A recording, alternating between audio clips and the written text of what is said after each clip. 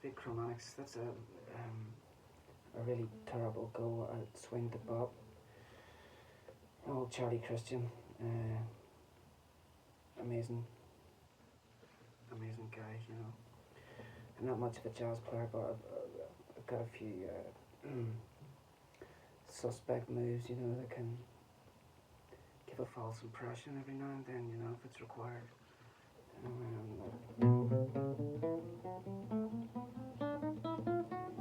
You start out and you go, well, that's not a full chromatic scale, you know, I should be going.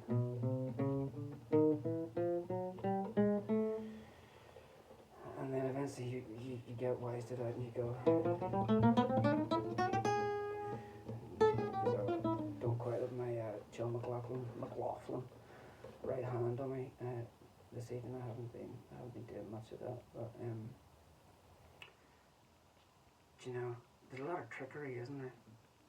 You know, once you get the basics and you know what you're doing. But I'm not a mad jazz guy. I don't know, 2-5-1 like I. You know, thought that was an equation or something. You know, thought I was resitting my GCSE. Oh, Jesus Christ! I know I've got a baby face, but you know, in my day we called them O levels. So. Whatever way jazz guys get that stuff going. And as mentioned in an earlier video, I'm ham-fisted, so see that. It's not part of my repertoire, you know. I have a couple of friends who are very good at it, and I enjoy watching them do that, you know. When it comes down to it, if it's something reasonably simple, it doesn't deviate from the, you know, tonal center that much. You know, you can get in and out of things. Something kind of maybe a little more simpler from like the swing era. No one to talk with, all by myself.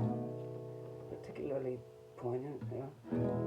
Got no one to walk with, but I'm acting on chill. And misbehaving. Where's it go? See the wherever, yeah. You can kind of get around tunes like that, not too badly. But say if it comes to Misty, it's, oh God, well, you know, it becomes a bit more difficult. And those are the only two jazz tunes I know, besides Lover Man. Don't know why,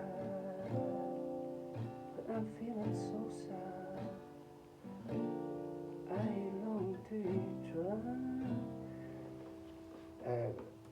I could bluff my way through that probably, but I would need a bit of preparation to make sure, you know, that it's not really untidy and shows up, you know, the entire band, like, you know. So I'd probably go for like a Kenny Burrell approach or something like that. You know, keep it reasonably simple, just a bit of plays.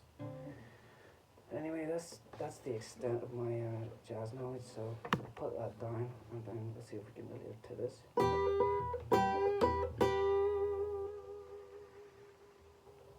So, we all know that little move, that's like, what's that, a 5 minor third, just bending up to the major third. So you could do that. It doesn't have quite the same effect, does it? You have to, you know, throw back the shoulders, look deep inside yourself, and then get hunched over again, you know. Go. And hopefully you come off with something that's a bit more tonally interesting, you know, in terms of like timbre. Timbre? Is that where they get tambourine from? It's a bit of a dad joke, isn't it?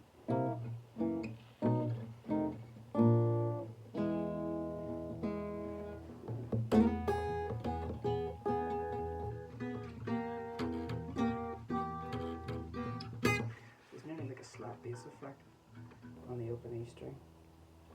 You can go up here. It's a bit of a bluff.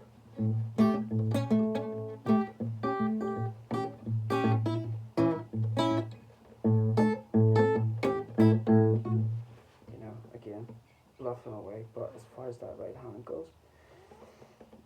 A lack of sort of definition in your technique kind of plays into your hands.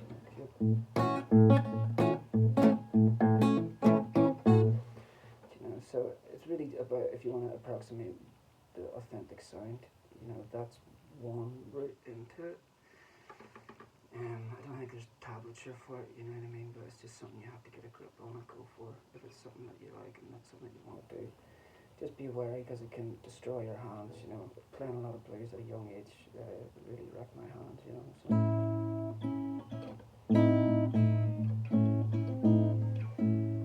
So rather than going for like Son House and stuff like that, you might want to check out Robert Johnson is quite fine,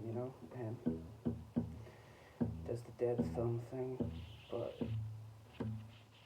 it's quite accurate, and this side of things, he performs some really fine work, timing wise, and just even the tones that he manages to produce, and then he's singing like a madman, somebody who's being whipped. I always felt, in his more crazed moments, bit of an influence on me vocally, but